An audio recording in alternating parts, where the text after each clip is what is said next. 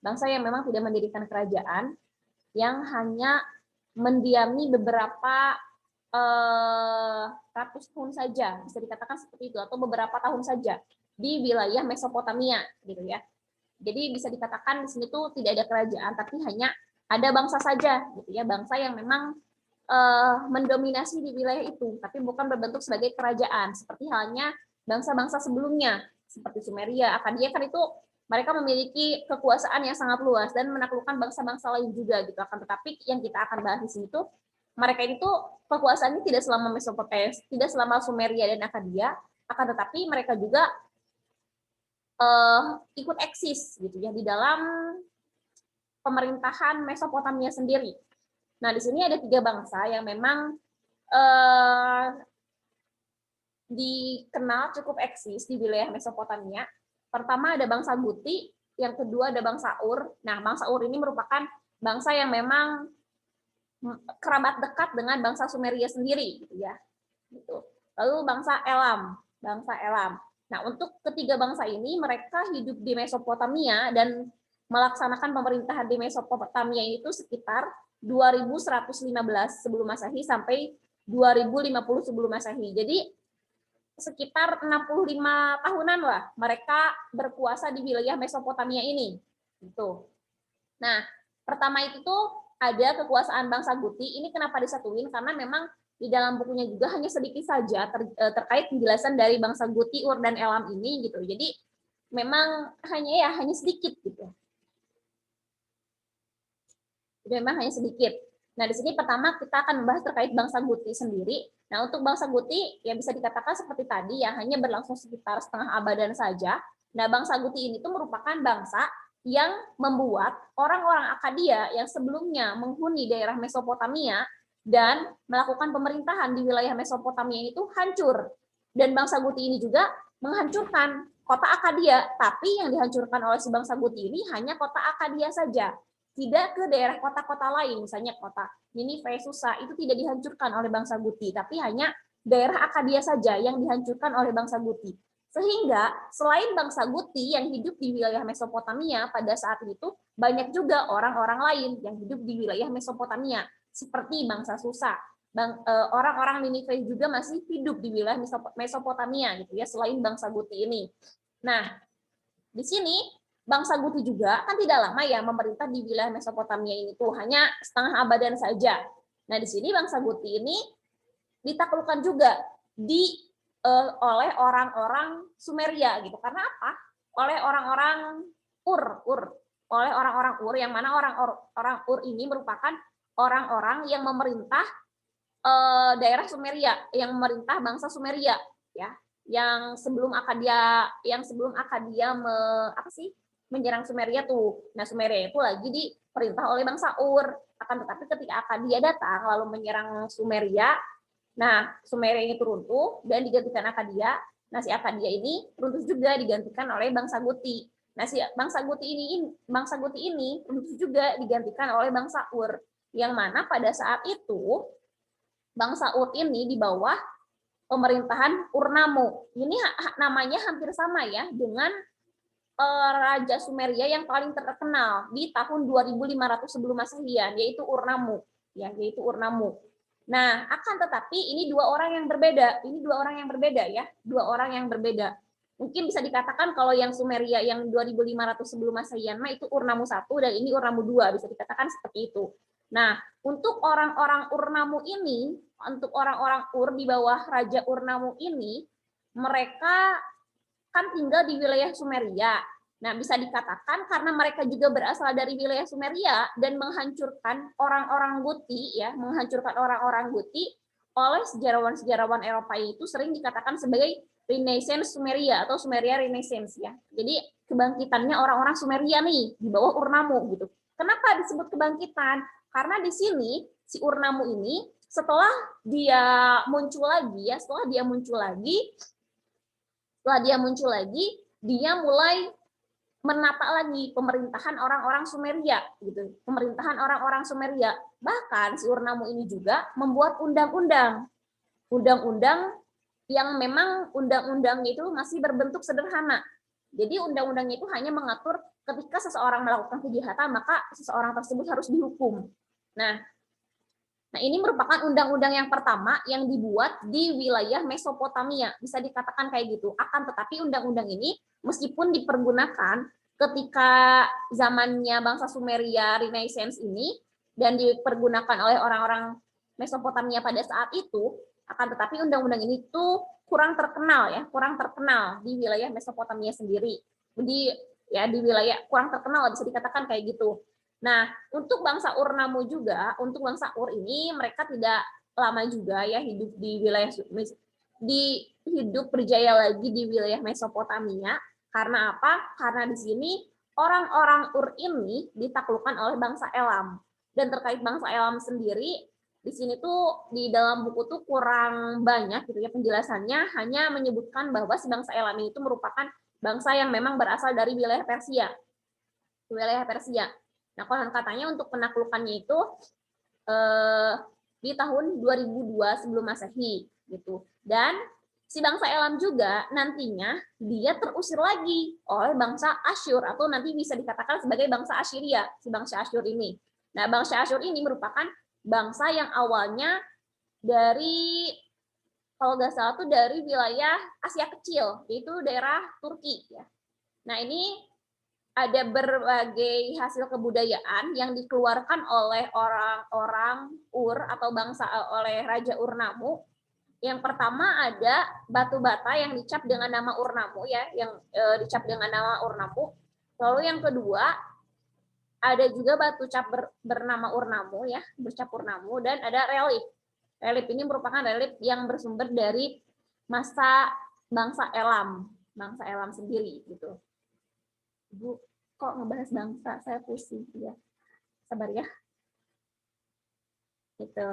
Oke. Dan lalu untuk si Urnamo sendiri sebenarnya terkait undang-undang yang dibuat oleh Urnamo ini tuh dia lekatkan undang-undang tersebut itu dalam tanah liat gitu ya, ditulisnya itu dalam tanah liat. Gitu. Dan kalau misalnya kita bandingkan dengan Indonesia, ketika di wilayah Mesopotamia ini mereka sudah mengenal yang namanya undang-undang, sudah mengenal dengan yang namanya kehidupan. Karena apa ya? Mereka itu ketika sudah mengenal adanya kehidupan, udah nama undang-undang dan tulisan, mereka sudah masuk ke dalam masa sejarah. Ketika di Mesopotamia ini tuh masih 2000 sebelum Masehian, di bangsa Urnamo, Assyria, Sumeria. Kalau di Indonesia itu, kalau dibandingkan dengan Indonesia itu kayak di Indonesia mah lagi zamannya kerajaan Kutai, Majapahit yang kayak gitu. Kalau di Indonesia sendiri mah, kalau di Mesopotamia mah ya ini bangsa Sumeria, Akadia, bangsa Guti, bangsa Ur, bangsa Elam gitu. Kalau di daerah Mesopotamia sendiri. Jadi memang berbeda gitu ya ketika masuknya sejarah ataupun masa sejarah dari setiap daerah itu berbeda-beda. Bahkan di Indonesia sendiri, wilayah Papua Nugini itu ya, wilayah Papua Nugini, bukan Indonesia ya, Papua Nugini. Wilayah Papua Nugini itu masuk sejarahnya itu di tahun 1900-an. Mereka baru mengenal tulisan. Itu. Jadi ya memang beda-beda. Nah, oke. Nah, di sini kita akan membahas terkait Babilonia Lama, yang mana ini tuh memberikan kebingungan buat Ibu. Karena apa? Karena ketika membahas Babilonia Lama, yang ada di tahun 1900-an dengan Babilonia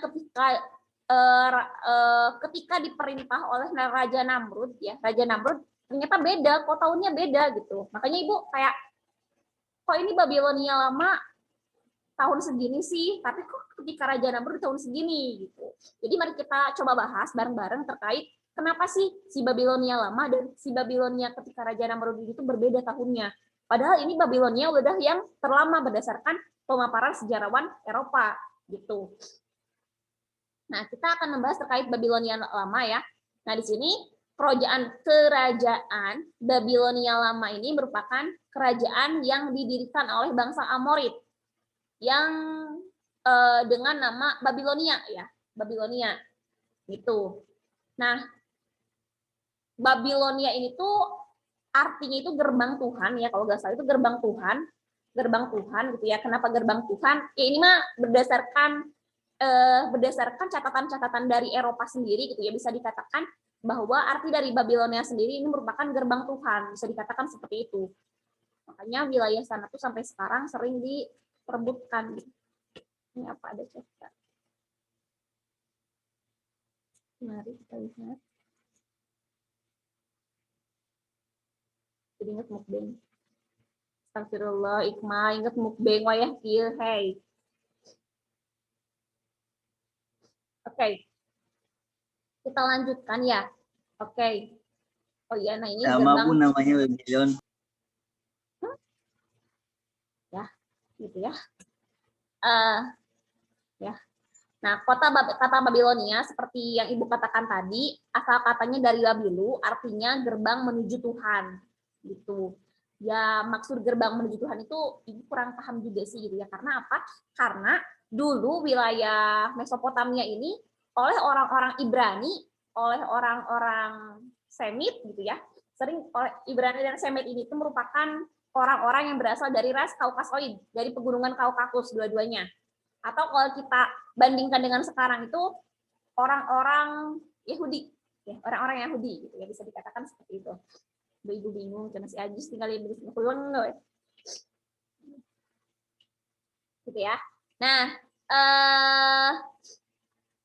ya apa ya, dan tanah Babilonia juga ya, tanah Babilonia ini, tanah Mesopotamia memang dari dulu memang suka diperbutkan gitu.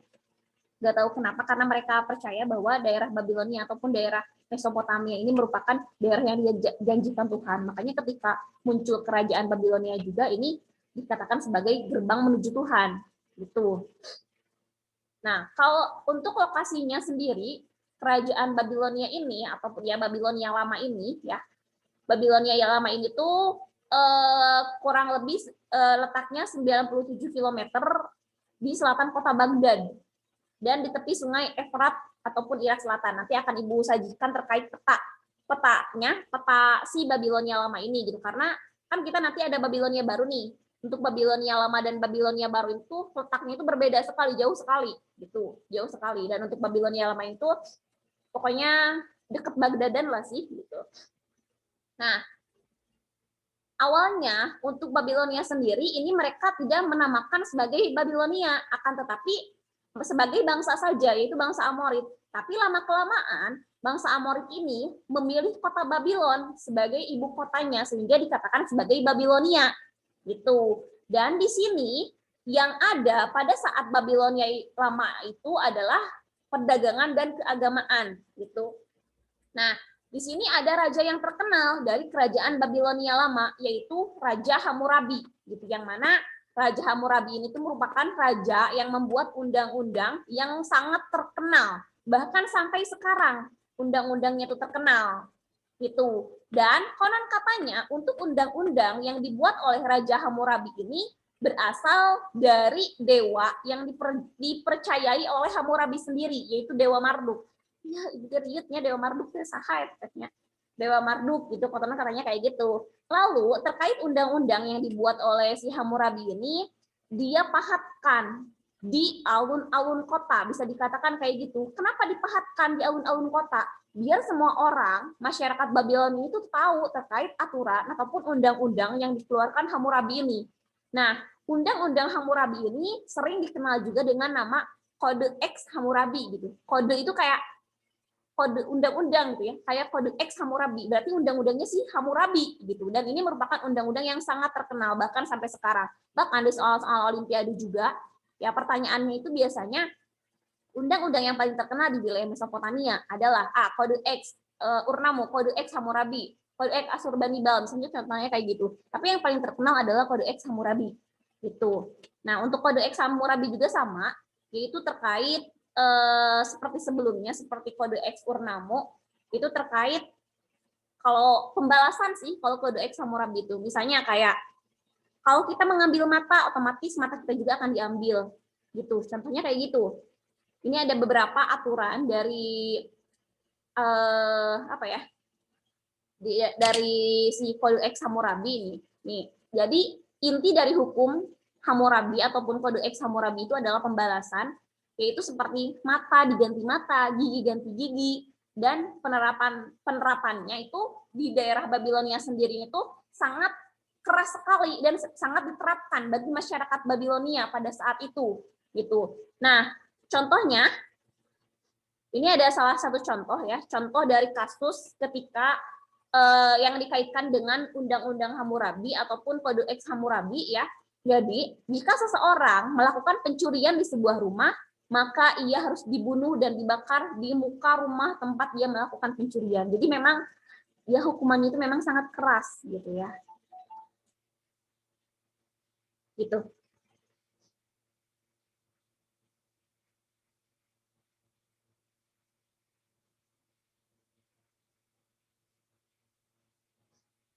Allah. Gitu ya. Nah, ini di sebelah sini merupakan dipahatkan berbagai isi dari undang-undang Kode X Hammurabi gitu ya di sini. Undang-undang atau Kode X Hammurabi di tugu ini gitu. Yang mana dulu tugu ini tuh berada di tengah pusat kota Babilonia. Tapi sekarang di museum kan. Ini di museum mana ya? Ibu kurang tahu juga.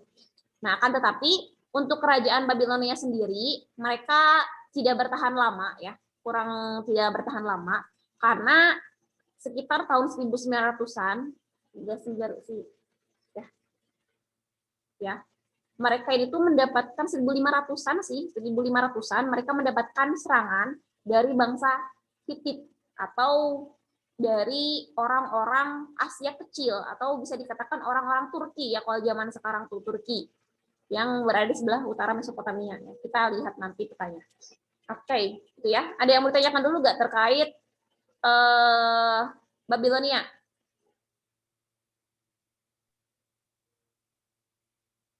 Oke, kalau nggak ada ya udah.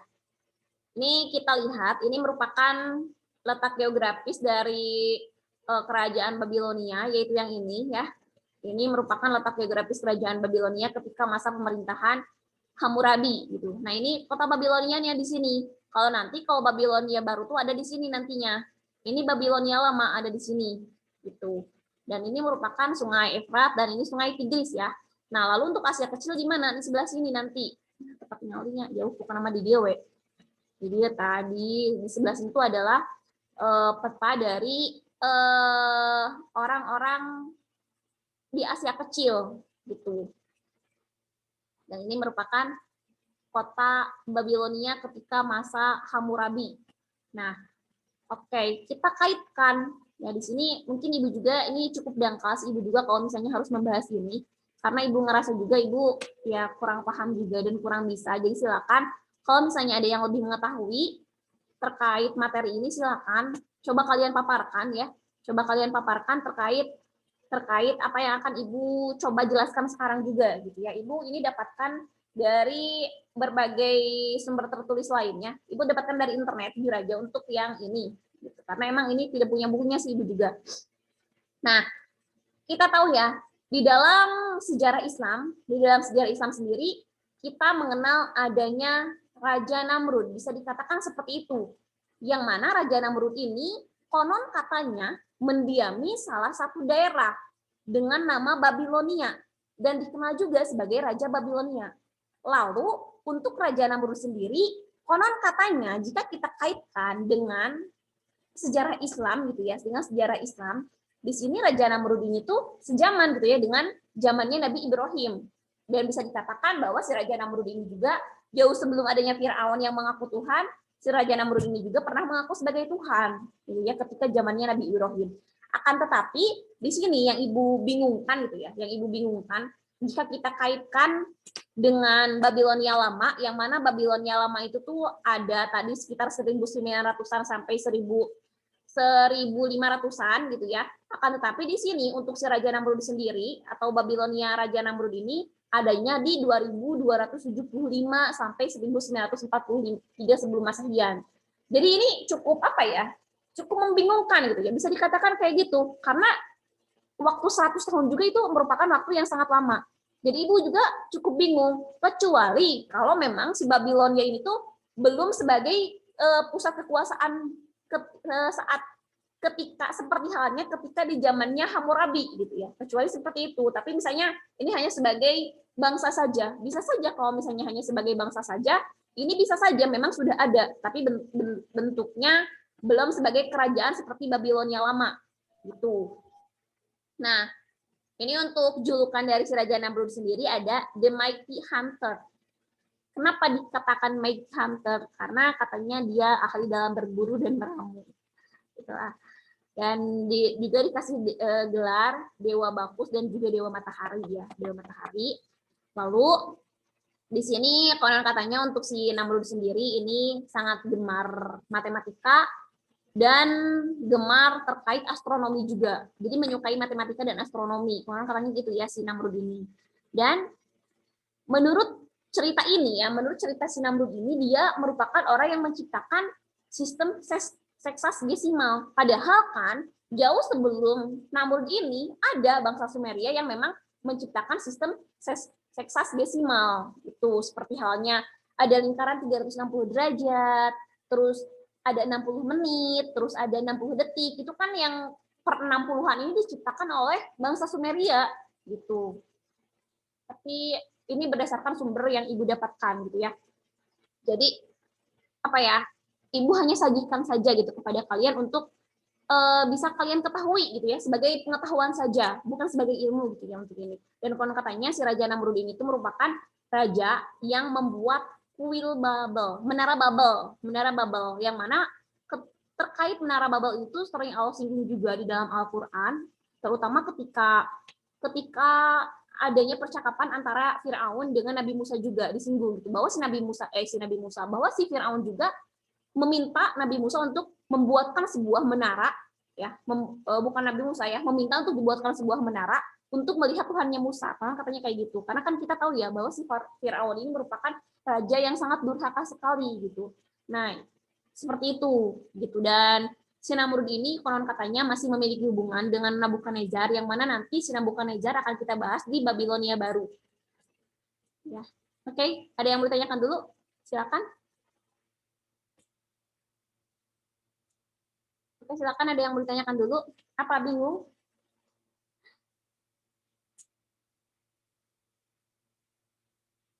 Bu, saya kan yang diajar. Siapa itu? Oh, oh boleh, boleh. Ya, gitu ya. Ibu juga bingung ya terkait si apa ya, si Namrud ini gitu. Karena apa? Karena ternyata ketika kita baca naskah-naskah kuno dari Eropa ini tidak disinggung. Kalau terkait kuil ataupun menara Babel ini tuh sering disinggung, ada disinggung ya berdasarkan naskah-naskah kuno Eropa, bahkan dari kitab-kitab sucinya orang-orang Eropa juga banyak disinggung. Akan tetapi terkait kejelasannya gitu ya, terkait kejelasannya itu tidak ada gitu ya, sampai sekarang itu tidak ada. Nah, lemahnya mungkin ya, lemahnya pendidikan di dunia ya, Ibu tidak mengatakan di Indonesia saja, tapi di dunia lemahnya itu ketika peristiwa-peristiwa Eropa banyak sekali yang mencatat, banyak sekali sumbernya, tetapi ketika peristiwa Eropa yang berkaitan dengan Islam ini tidak sama sekali dicatat dan ini tidak ada sumbernya sama sekali sampai sekarang. Nah, ini yang membuat bangsa sekarang itu dibodohi oleh sejarah. Mungkin bisa dikatakan seperti itu gitu ya.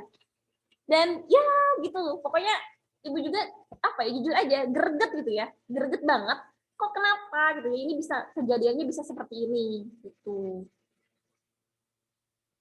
Jauh beda sama yang asli. Apanya yang jauh beda sama yang asli? Oh iya, emang. Jadi si cerita naskah-naskah kuno Eropa sama si